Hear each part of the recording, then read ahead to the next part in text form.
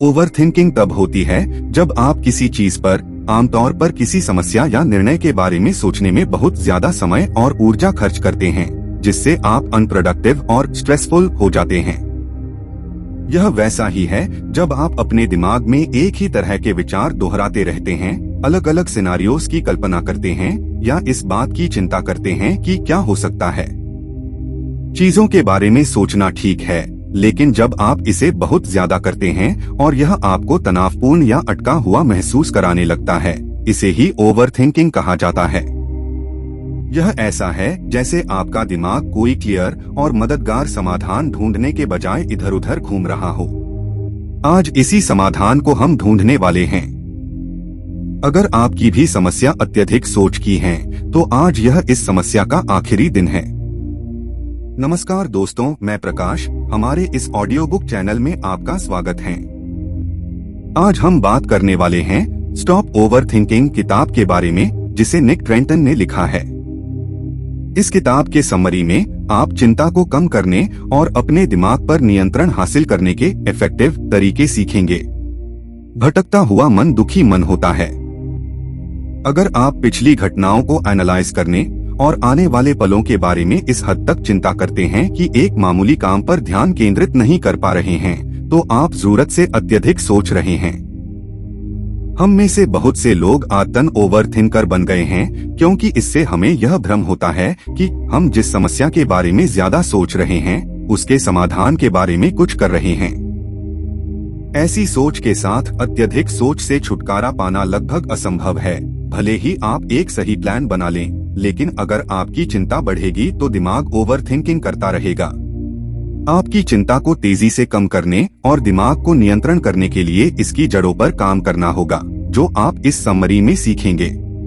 किताब को आसानी से समझने के लिए हमने इसके महत्वपूर्ण बातों को 7 चैप्टर्स में एक्सप्लेन किया है। तो चलिए शुरू करते हैं। चैप्टर 1, ओवरथिंकिंग रोकने के तरीके।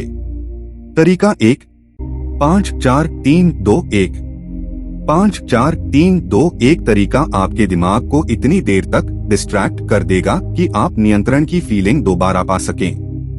डॉक्टर इस तरीके का इस्तेमाल मरीजों को घबराहट से जुड़ी परेशानी से उबरने में मदद करने के लिए करते हैं। 5-4-3-2-1 तरीका इस तरह काम करता है। तनाव के दौरान धीरे धीरे 5 से 1 तक उल्टी गिनती करें। जैसे ही आप उल्टी गिनती करते हैं, अपनी 5 सेंसेस में से एक को शामिल करने के लिए हर संख्या को एक साइन के रूप में इस्तेमाल करें। 5 पर अपने आसपास के माहौल में 5 चीजों को देखें। 4 पर 4 अलग अलग साउंड्स सुनें। 3 पर 3 फीलिंग्स को महसूस करें। 2 पर 2 स्मेल्स का पता लगाएं। 1 पर किसी एक स्वाद को पहचानें। कॉन्शियसनेस को अवेयरनेस की एक बॉल की तरह सोचें, जो आपकी शरीर के अंदर और बाहर घूमती है।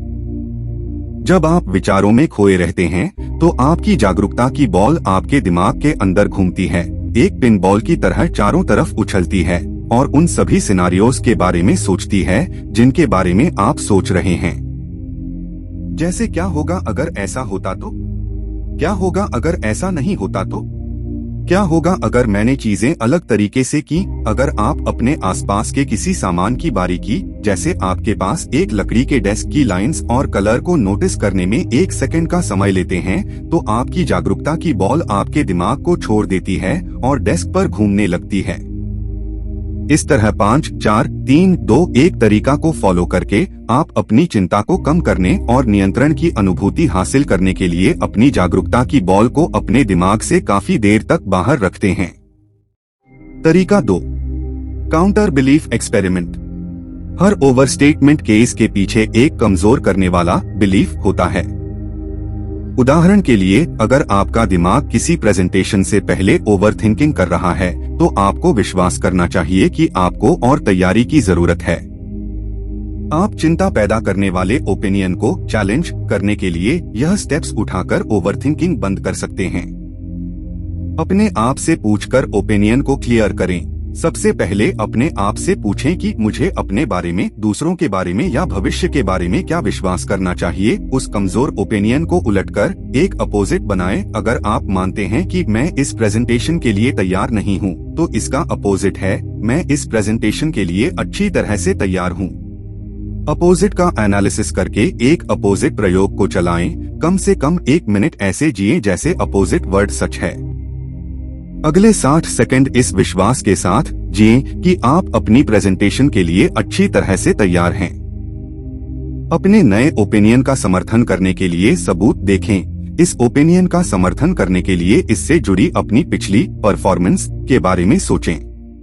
जब आप किसी अपोजिट वर्ड का सपोर्ट करने के लिए सबूत ढूंढते हैं तो अपने कोर बिलीफ पर डाउट करना शुरू कर देते हैं, जो आपकी चिंता को कम करता है और आपके अत्यधिक सोच वाले दिमाग को शांत करता है। तरीका 3, चिंता निलंबन वरी सस्पेंशन। लेखक बताते हैं कि जब वह चिंता से घिर जाते हैं और काम पर ध्यान देना या किसी करीबी के साथ अपने समय को एंजॉय करना मुश्किल लगता है, तो अपना फोन उठाते हैं, साइड बटन दबाते हैं और कहते हैं, हे गूगल असिस्टेंट, रात 8 बजे चिंता करने की मेरी अपॉइंटमेंट फिक्स करें। आमतौर पर जब तक रात के 8 बजते हैं तब तक वह भूल जाते हैं कि किस बारे में चिंता कर रहे थे। ज्यादातर समय हमारी चिंताएं सिर्फ एक्सेप्ट होना चाहती हैं। चिंता करने के लिए एक निर्धारित समय बनाकर आप अपनी चिंता को स्वीकार करते हैं और इसे समय के एक छोटे हिस्से तक सीमित करते हैं ताकि यह दिन के बाकी घंटों में न फैल जाए। चिंता को टालना एंजाइटी साइकिल को रोकने का एक बहुत ही सीधा और प्रभावी तरीका है। हम शायद ही कभी अपनी जीवन से चिंता को खत्म कर सकते हैं, लेकिन जागरूकता के साथ इसकी शुरुआत और अवधि को सीमित कर सकते हैं। चैप्टर 2, ज्यादा सोचने का मतलब अत्यधिक सोच नहीं है। कल्पना करें कि जेम्स नाम के एक युवा व्यक्ति है। जेम्स दयालु, समझदार और आत्म जागरूक यानी कि सेल्फ अवेयर है। जेम्स हमेशा किसी न किसी बात को लेकर परेशान रहता है और आज वह स्वास्थ्य संबंधी एक छोटी सी चीज को लेकर परेशान है। वो अपने कंधे पर एक गांठ देखता है। वह ऑनलाइन रिसर्च करके इलाज के बारे में देख कर और ज्यादा सोचता है। फिर खुद को देखकर सोचता है कि मैं शायद चीजों के बारे में ज्यादा सोच रहा हूँ। इसलिए वह अपने स्वास्थ्य के बारे में तनाव लेना बंद कर देता है और स्वास्थ्य के बारे में अपने विचारों पर ध्यान देना शुरू कर देता है। वह सोचता है कि हो सकता है कि मुझे सच में किसी इलाज की जरूरत हो, लेकिन किस तरह के। उसके विचार बढ़ने लगते हैं और जल्द ही वह इंटरनल कंसल्टेंट के लिए अपने ऑप्शंस पर बहस करने लगता है, खुद से बहस करता है, खुद का एनालिसिस करता है, खुद का बचाव करता है, खुद से सवाल करता है और इस तरह सिर्फ एक परेशानी से वह ऐसे बहुत सारी यादों, अंदाजों, डर और अनुभवों के बारे में सोचने लगता है जिसकी जरूरत भी नहीं थी। वह हैरानी से सोचता है, क्या मुझे चिंता के कारण पैनिक अटैक तो नहीं आ जाएगा? जिस पल उनके मन में यह विचार आता है, उसका दिमाग उस समय के लाखों उदाहरणों से भर जाता है जब लोगों ने उसे इससे जुड़ी किसी कमी के बारे में कहा था। फिर वह अपनी सभी कमियों पर एक लेंस लगाता है और उनमें से हर एक को अपने दिमाग में घुमाना शुरू करता है और सोचता है कि वह ऐसा क्यों है। इसके बाद उन्हें निराशा का एहसास होता है कि वह अपनी स्वास्थ्य को ठीक करने के लिए अच्छी तरह निर्णय भी नहीं ले रहे और फिर से तुरंत उदास महसूस करते हुए नकारात्मक सेल्फ टॉकिंग के तूफान में डूब जाता है, जहां वह खुद से बार बार कहता है कि ऐसा हमेशा मेरे साथ ही क्यों होता है। आप देख पा रहे होंगे कि यह मेंटल स्ट्रगल कहां से शुरू हुआ था। इसकी शुरुआत सिर्फ इससे हुई थी कि उनके कंधे पर एक छोटी सी गांठ थी। ज्यादातर लोग इसी तरह की तनावपूर्ण दुनिया में रहते हैं। अत्यधिक सोच तब होती है जब आपके विचार नियंत्रण से बाहर हो जाते हैं। जीवन और अपने आप को एंडलेस एनालिसिस करने का परिणाम आमतौर पर अनवांटेड, अनस्टॉपेबल और सेल्फ डिफीटिंग होता है। आमतौर पर हमारा दिमाग हमें समस्याओं को सुलझाने और चीजों को ज्यादा क्लियरली समझने में मदद करता है, लेकिन ज्यादा सोचने से इसका उल्टा भी होता है। चाहे आप इसे चिंता की बजाय पैशन कहें, लेकिन ओवरथिंकिंग किसी भी तरह से हमारी मदद नहीं करती। ओवरथिंकिंग खुद बढ़ती जाती है, जिससे बेकार के ख्याल आने लगते हैं। इस तरह आप पता लगा सकते हैं कि ओवरथिंकिंग कर रहे हैं। आप अक्सर अपने विचारों के बारे में पल पल सोचते रहते हैं। अपने विचारों को नियंत्रित करने के लिए कड़ी मेहनत करते हैं। अपने विचारों के बारे में सोचते हुए अक्सर महसूस करते हैं कि कुछ विचार आपको पसंद नहीं हैं। आपके लिए सोचना अक्सर कॉम्पिटिटिव स्ट्रगल जैसा लगता है। आप अक्सर अपने विचारों पर सवाल उठाते हैं, शक करते हैं, उनका एनालिसिस करते हैं या कंक्लूजन निकालते हैं। मुश्किलों में आप अक्सर अपने आप को और अपने विचारों को समस्या का सोर्स मान लेते हैं। आपको निर्णय लेने में परेशानी होती है और अक्सर आप जो विकल्प चुनते हैं उस पर शक करते हैं। आप खुद को बार बार नकारात्मक विचारों में उलझा हुआ मानते हैं। कभी कभी आपको ऐसा लगता है कि आप किसी विचार पर बार बार लौटने से खुद को नहीं रोक सकते, भले ही वह ऐसा हो जिसके बारे में असल जिंदगी में कुछ नहीं किया जा सकता। आप देखेंगे कि इनमें में से कुछ निश्चित रूप से अच्छी क्वालिटीज हैं। ज्यादा जागरूकता से सोचने की शक्ति विकसित होती है। अपनी रनिंग थिंकिंग पर सवाल उठाने से आप बेहतर निर्णय ले पाते हैं। सोच एक अमेजिंग गिफ्ट है। हमारी अपनी सोच को रोकने, विश्लेषण करने और पूछताछ करने की क्षमता यकीनन मानवता की सबसे बड़ी क्वालिटी है और हमारी कई सफलताओं का कारण है। सोचना कुछ बुरा नहीं है। हमारा दिमाग इसके लिए भगवान से मिला एक अनोखा टूल है, लेकिन जब हम जरूरत से ज्यादा सोचते हैं तो इसकी शक्ति को कमजोर कर देते हैं। चैप्टर 3, तनाव की वजह। तनाव के आमतौर पर यह कारण होते हैं, लोग अक्सर पैसे, काम, परिवार, संबंध, बढ़ती उम्र या तनावपूर्ण लाइफ इंसिडेंट्स के कारण परेशान रहते हैं। बाहर किसी के पास अच्छी मटेरियलिस्टिक चीज देखकर उसे पाने की इच्छा में तनाव होना, काम का प्रेशर, बच्चों की डिमांड और संबंधों में इमोशनल स्पार्क न होना, नकारात्मक खबर सुनना। पॉलिटिक्स दो तरह की होती हैं, सकारात्मक पॉलिटिक्स और नकारात्मक। सकारात्मक जिसमें देश की तरक्की की बातें होती हैं और नकारात्मक जिसमें किसी दूसरे को नुकसान पहुंचाने की बातें होती हैं। नकारात्मक पॉलिटिक्स पर बातें करने से तनाव बढ़ता है। नींद की कमी और बहुत ज्यादा जंक फूड खाना। वह दर्दनाक यादें जो अतीत में आपके साथ हुई उन्हें याद करना। आपका कम बैंक बैलेंस। इसके अलावा जिस माहौल में आप ज्यादातर समय बिताते हैं वह भी दिमाग पर काफी असर डालता है, जैसे आपके घर और ऑफिस का माहौल। इसलिए आपने तनाव को दूर करने के लिए सलाह के रूप में आपने सुना होगा कि अपना कमरा साफ रखें। अनऑर्गेनाइज्ड माहौल, चाहे वह घर पर हो या ऑफिस में, आमतौर पर चिंता का एक महत्वपूर्ण कारण है क्योंकि यह सबकॉन्शियसली आपके दिमाग पर प्रभाव डालता है। लाइट की क्वालिटी, आपके कांटेक्ट में आने वाली स्मेल और आवाज, दीवारों के रंग और आपके साथ इन जगहों पर रहने वाले लोग, इन जैसी चीजें तनाव और खुशी के लेवल को प्रभावित करते हैं। चैप्टर 4, ओवरथिंकिंग के परिणाम। क्या आपको जेम्स याद है? हमने सिर्फ कुछ समय के लिए उसके दिमाग पर एक नजर डाली, लेकिन कल्पना कीजिए कि वह 24 घंटे 7 दिन ऐसा करता है। हालांकि हम जानते हैं कि यह फायदेमंद नहीं है, फिर भी ज्यादातर लोग चिंता और ओवरथिंकिंग को नुकसानदायक नहीं मानते। वह सोचते हैं कि चिंता भी सिर्फ एक विचार है, जबकि ऐसा नहीं है। चिंता एक फिजिकल, मेंटल, साइकोलॉजिकल, सोशल और यहाँ तक कि स्पिरिचुअल घटना है। लाइफ का कोई भी ऐसा पहलू नहीं है जिस पर ओवरथिंकिंग का असर न होता हो। जब आपको खतरा महसूस होता है तो आपका HPA एक्सिस, हाइपोथैलेमस, पिट्यूटरी और एड्रेनल एक्टिव हो जाता है।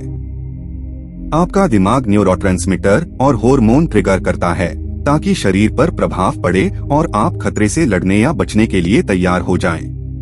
फिजिकल इफेक्ट में लॉन्ग टर्म और शॉर्ट टर्म दोनों तरह से शरीर पर खराब असर होता है, जैसे तेज सिरदर्द, नोसिया, मसल टेंशन, थकान, ड्राई माउथ, चक्कर आना, ब्रीदिंग रेट का बढ़ जाना, मसल्स पेन, कांपना, पसीना आना, डाइजेशन में परेशानी, इम्यून सिस्टम और मेमोरी पावर का कमजोर होना।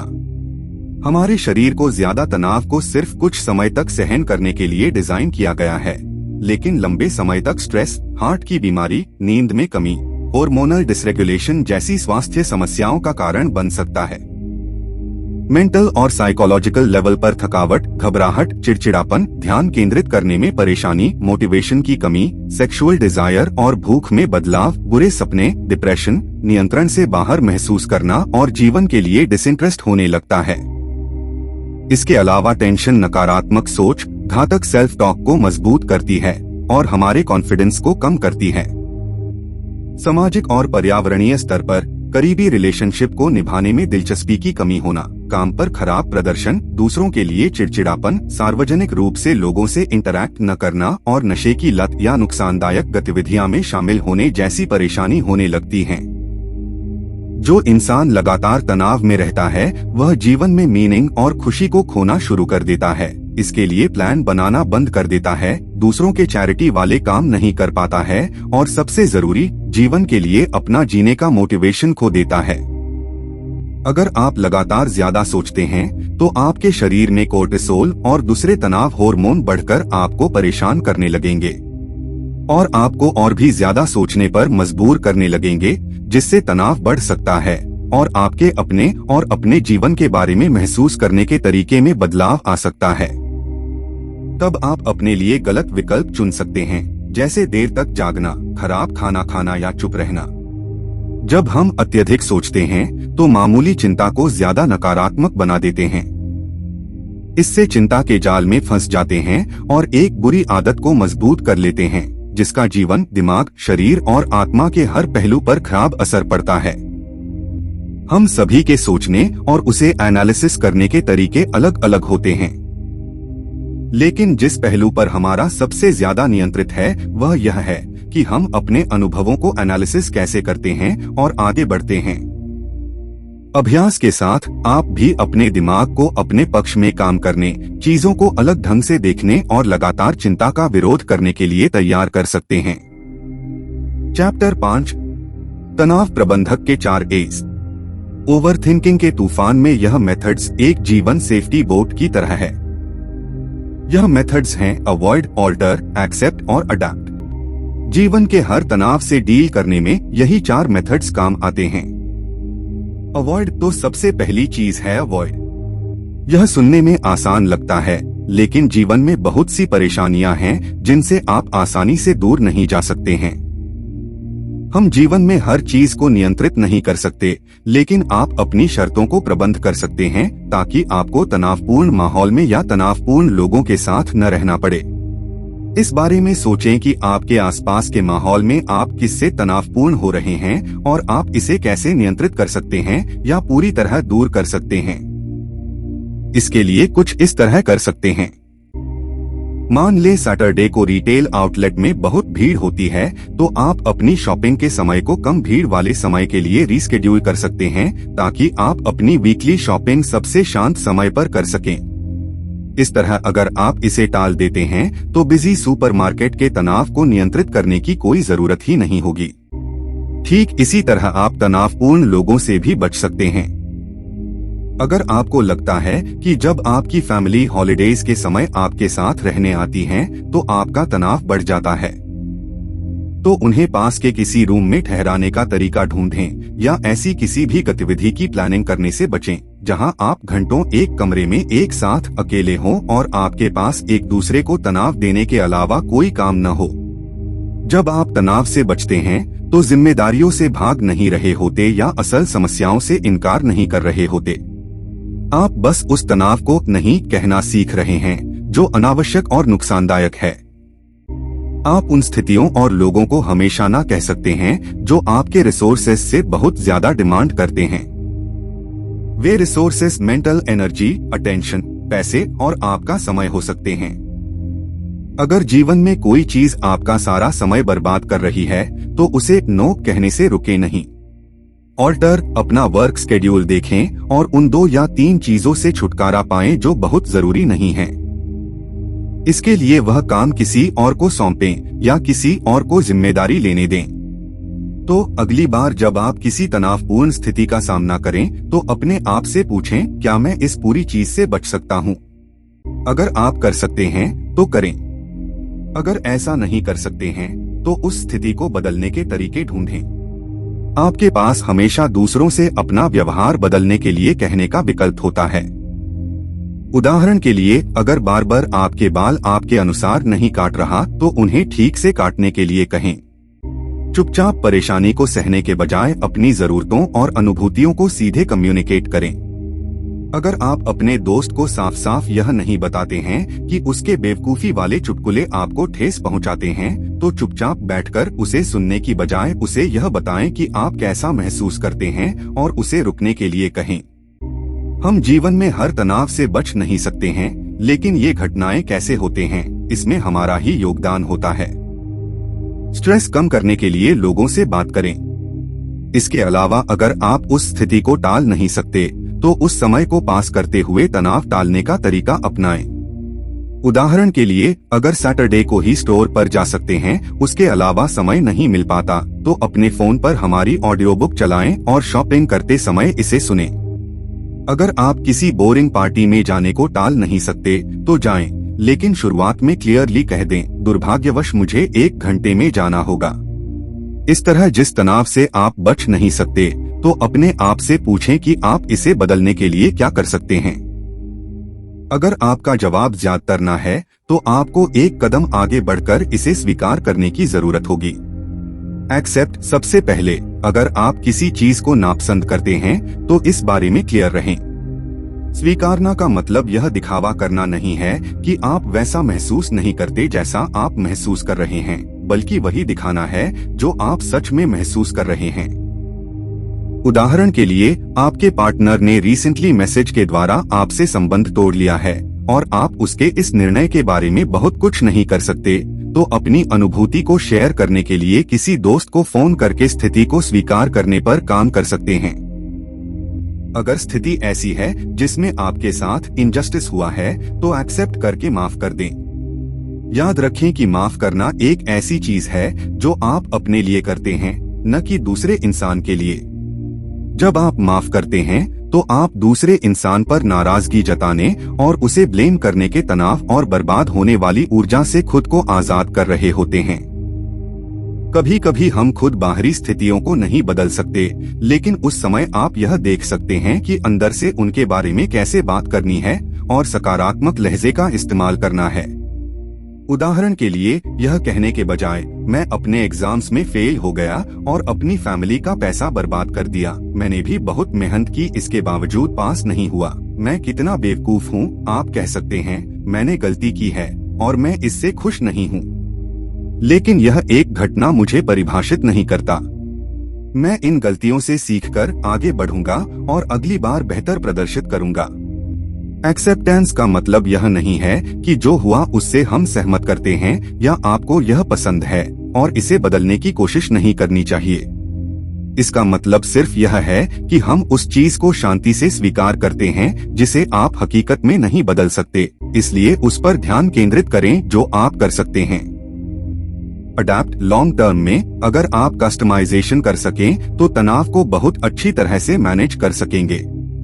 कस्टमाइजेशन का मतलब है आपके दुनिया को देखने के नजरिए, आपके लक्ष्यों, आपके बिलीफ्स और एक्सपेक्टेशंस में जरूरत के अनुसार बदलाव करना।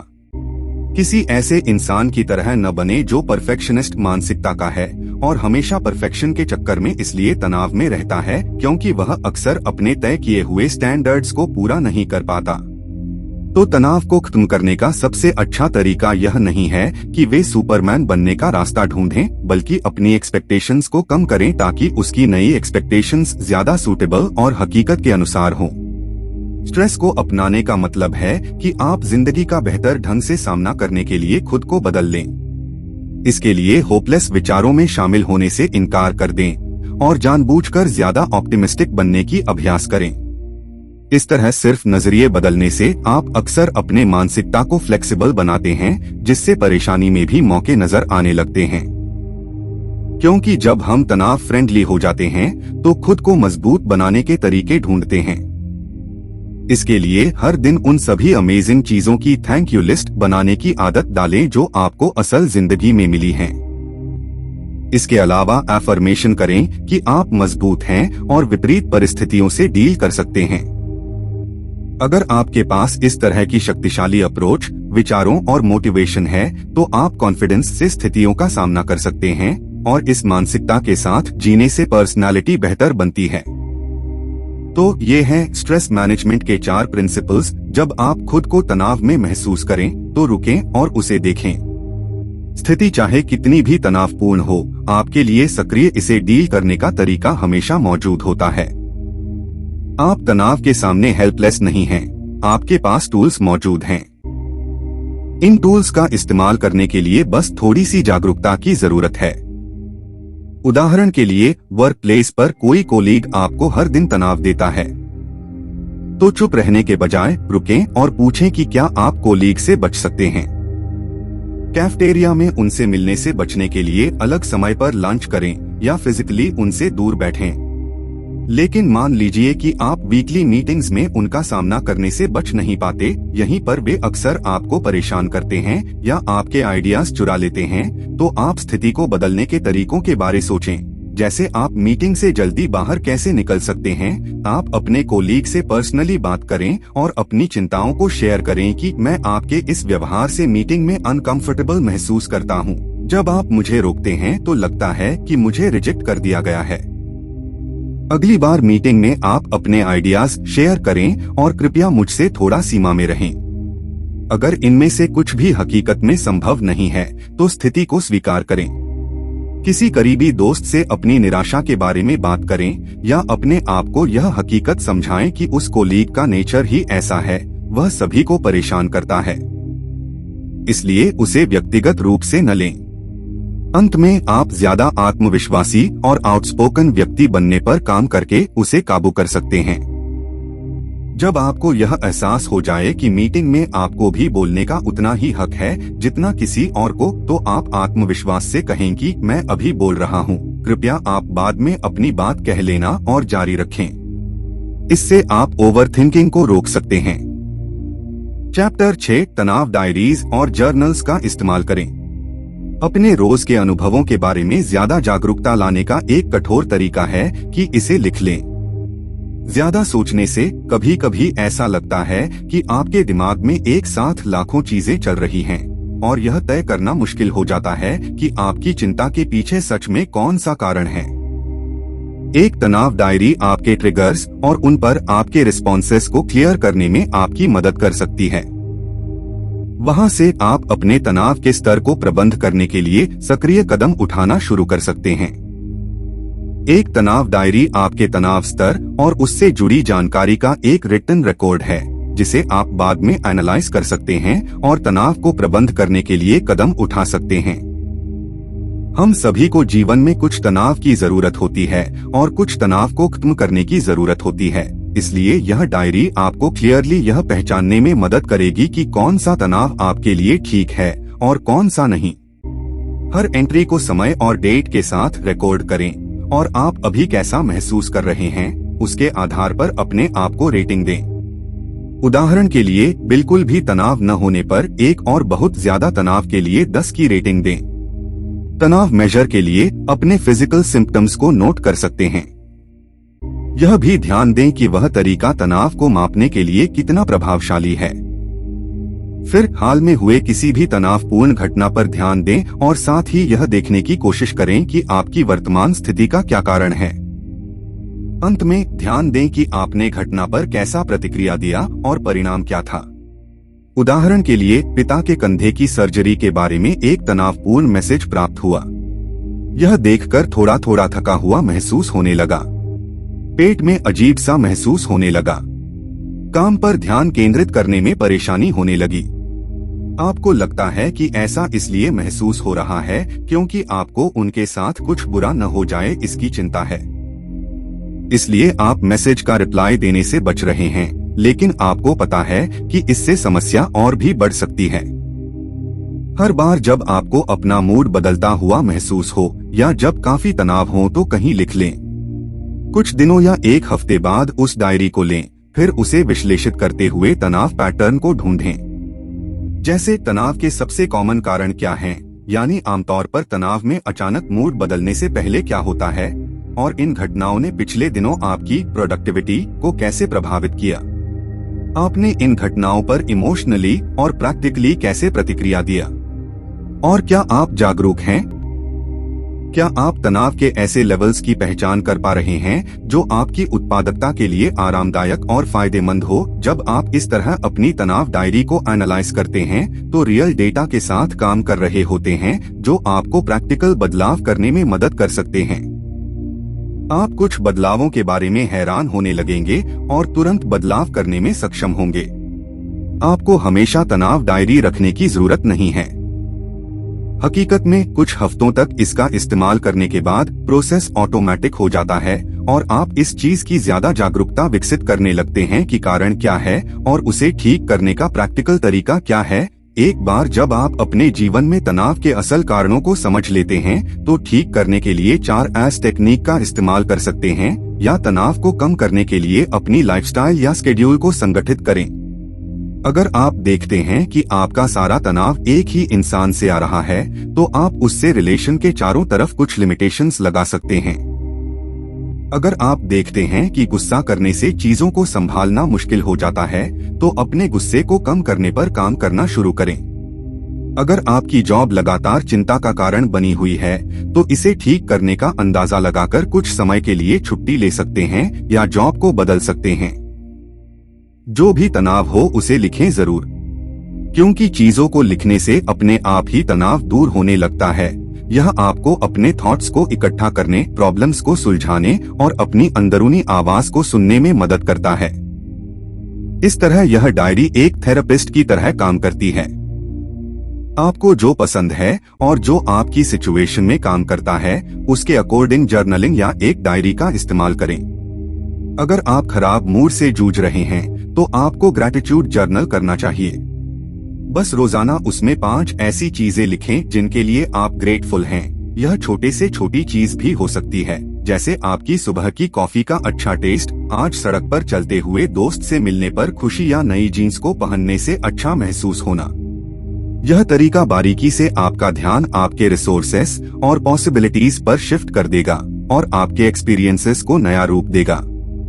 अगर आप किसी दर्दनाक लाइफ इंसिडेंट या बहुत मुश्किल समय से गुजर रहे हैं तो सिर्फ इमोशनली अच्छा फील करने के लिए जर्नल लिखें। अपनी सभी फीलिंग्स को डायरी के कागज पर लिख दें और यह भी लिखें कि उसकी जगह आप कैसा फील करना चाहते हैं। ऐसा करने के बाद आप नेचुरली सेल्फ अवेयरनेस फील करेंगे और आगे बढ़ने के लिए कुछ साइंस देख पाएंगे। अगर आपकी लाइफ में बहुत ज्यादा तनाव चल रहा है तो बुलेट जर्नलिंग को आजमाएं। इसमें आप डेली गोल्स, प्रायोरिटीज और अच्छी यादों पर नजर रखने के लिए शॉर्ट नोट्स बनाएं। चीजों को शॉर्ट रखने से आपको ऑर्गेनाइज रहने और लाइफ में खुशी को जोड़ने में अच्छी मदद मिलेगी। कुछ लोग बुलेट जर्नलिंग को आर्ट के साथ करना पसंद करते हैं। खुद को एक्सप्रेस करने और मोटिवेशन बढ़ाने के लिए इस तरह के कलर और इमेजेस का इस्तेमाल करते हैं। हालांकि यह हर किसी के लिए नहीं है। अगर आप इस तरीके से अच्छा महसूस नहीं करते तो इसे छोड़ दें। हर जर्नलिंग को कुछ पॉजिटिव और रियलिटी के साथ पूरा करने की कोशिश करें। जैसे अंत में एक पॉजिटिव अफर्मेशंस लिखें, कुछ पॉजिटिव एक्शन लिखें या उसमें आगे बढ़ने वाली कुछ पॉसिबिलिटीज और सॉल्यूशंस का रास्ता लिखें। अगर आप खुद को पास्ट की दुखी यादों में लौटते हुए पाते हैं तो अवेयरनेस के साथ अपना पास्ट डिजाइन करें। इसके लिए पास्ट की अच्छी यादों और लर्निंग्स को लिख लें और उन चीजों को भी नोट कर लें जिन्हें पास्ट में नहीं बदल पाने के कारण दुखी थे लेकिन अब बदल सकते हैं। फिर उन इंसिडेंट्स को छोटे छोटे हिस्सों में तोड़ें और ऐसे थीम पैटर्न की तलाश करें जो उन सभी को एक साथ जोड़ता है। देखें कि आज का पल कैसे पास्ट से जुड़ता है। फिर अपने आप से पूछें कि आप उसकी जिम्मेदारी लेने के लिए क्या कर सकते हैं। एग्जाम्पल के लिए, अगर आप पास्ट में की गई गलतियों पर शिकायत कर रहे हैं तो इस तरह से एक कहानी बना सकते हैं। आप बेवकूफ नहीं थे जिसने कुछ गलत किया, बल्कि आप युवा थे और सीख रहे थे और अपने डेवलपमेंट प्रोसेस में आप लगातार बेहतर हो रहे थे। आप देख सकते हैं कि उस समय की गई गलती ने आज आपको ज्यादा मैच्योर बना दिया है। चैप्टर 7, अपने समय और इनपुट्स को मैनेज करें। हमारी चिंता का सबसे बड़ा सोर्स खराब समय प्रबंधन, टाइम मैनेजमेंट है। आप उन चीजों को प्रायोरिटी देते हैं जो दुखी करती हैं और उन चीजों को पर्याप्त समय देने को टाला करते हैं जिनसे आपको सच में खुशी मिलती है। आप एंजॉयमेंट और आराम के लिए शायद ही कभी समय निकाल पाते हैं, इसलिए अपने तनाव लेवल को कम करने के लिए सक्रिय रूप से एक्टिवली ऐसा करना चाहिए। इसके लिए आप डेली रूटीन बना सकते हैं और अपने कामों को प्राथमिकता के हिसाब से कर सकते हैं। इसके अलावा अपने बड़े लक्ष्यों को छोटे हिस्सों में बांटकर एक एक करके पूरा करने से आप खुशी के साथ बिना किसी तनाव के आगे बढ़ेंगे। एलन के इनपुट प्रोसेसिंग तरीके को अपनाएं। इसमें सबसे पहले आप इस बात पर ध्यान दें कि कॉल, ईमेल जैसी सबसे छोटी एक्साइटेड चीजों पर भी कैसे रिस्पॉन्स देते हैं। फिर आपको अपने वर्तमान प्रतिक्रिया के बेस पर प्रतिक्रिया देने के बेहतर तरीके की प्लानिंग बनानी है। एक दूसरा उपयोगी तरीका लक्ष्यों का इस्तेमाल करना है। आपके goals specific, measurable, achievable, relevant और टाइम बाउंड होने चाहिए। अपने लक्ष्यों को बहुत स्पेसिफिक डिटेल्स के साथ नोट करें ताकि आप जान सकें कि सच में क्या करना है। फिर यह मेजर के लिए कोई स्टैंडर्ड या पैमाना बनाएं जिससे आपको पता चलेगा कि आपने यह लक्ष्य हासिल कर लिया है। तय करें कि आप लक्ष्य हासिल करने लायक हो। कुछ ऐसा नहीं होना चाहिए जिसे सिर्फ सपने में देखा जा सके, हकीकत में उसका कोई एग्जिस्टेंस ही न हो। देखें कि यह लक्ष्य आपके जीवन की वैल्यूज से कैसे जुड़ा है और इसे हासिल करने से आपकी लाइफ में कौन सा पर्पस पूरा होगा। अंत में इस लक्ष्य को पूरा करने के लिए एक समय सीमा तय करें ताकि आप इसे तय समय में पूरा कर सकें। तो दोस्तों, यह थी स्टॉप ओवरथिंकिंग किताब की समरी। हमने किताब से अब तक जो कुछ भी सीखा है उसको एक बार दोहरा लेते हैं ताकि आसानी से याद रहे। ओवरथिंकिंग का मुख्य कारण जरूरत से ज्यादा किसी चीज के बारे में सोचना है। ओवरथिंकिंग से होने वाले तनाव को रोकने के लिए यह तरीके अपनाएं। 5, 4, 3, 2, 1 तरीका। तनाव के दौरान धीरे धीरे 5 से 1 तक उल्टी गिनती करें। जैसे ही आप उल्टी गिनती करते हैं, अपनी 5 सेंसेस में से एक को शामिल करने के लिए हर संख्या को एक साइन के रूप में इस्तेमाल करें। 5 पर अपने आसपास के माहौल में 5 चीजों को देखें। 4 पर 4 अलग अलग आवाजें सुनें। 3 पर 3 अनुभूति को महसूस करें। 2 पर 2 स्मेल्स का पता लगाएं। 1 पर किसी एक स्वाद को पहचानें। चिंता करने के लिए एक समय तय कर लें, क्योंकि ज्यादातर समय हमारी चिंताएं सिर्फ स्वीकार्य होना चाहती हैं। चिंता करने के लिए एक निर्धारित समय तय करके आप अपनी चिंता को स्वीकार करते हैं और इसे समय के एक छोटे हिस्से तक ही सीमित रखते हैं। और कई बार तो वह समय आते आते चिंता याद ही नहीं रहती। और आखिरी तरीका है, अपने जीवन में और आसपास सकारात्मक चीजों पर ध्यान दें। स्टॉप ओवरथिंकिंग निक ट्रेंटन की एक प्रैक्टिकल गाइड है जो ओवरथिंकिंग के साइकिल से मुक्त होने के लिए एक्शनेबल स्ट्रैटेजीज प्रदान करती है। किताब ओवरथिंकिंग के मूल कारणों को समझने में इनसाइट्स प्रदान करती है और अत्यधिक विचारों को प्रबंधित करने की तकनीक प्रस्तुत करती है। यह पाठकों को उनके दिमाग पर नियंत्रण पाने में मदद करने के लिए कॉग्निटिव व्यवहार तकनीकों को माइंडफुलनेस प्रैक्टिसेस के साथ जोड़ती है। संबंधित उदाहरणों और चरण दर चरण निर्देशों के साथ यह व्यक्तियों को नकारात्मक विचार पैटर्न को चुनौती देने, चिंता को कम करने और निर्णय लेने में सुधार करने का अधिकार देती है। कुल मिलाकर स्टॉप ओवरथिंकिंग उन लोगों के लिए एक मूल्यवान संसाधन है जो अपने दैनिक जीवन में अधिक संतुलित और शांतिपूर्ण मानसिक स्थिति विकसित करना चाहते हैं। धन्यवाद।